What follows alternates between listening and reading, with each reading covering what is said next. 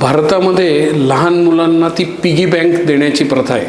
त्याच्यामुळे मुलांना सेविंग करायची सवय लागते. त्याच्यात ते सुट्टे पैसे जमा करतात आणि मग त्यांचा वाढदिवस असला, काही फंक्शन असलं की त्या पैशाचं ते गिफ्ट घेतात. ही सवय खूप चांगली आहे. पण अजून एक सवय आपल्याला लावली पाहिजे, अजून एक प्रथा आपल्याला पाडली पाहिजे की नुसतं सेविंग पिगी बँकमध्ये करून उपयोग नाही. त्याच्या पुढे जाऊन गुंतवणुकीचं देखील नॉलेज आपल्याला मुलांना देणं भाग आहे.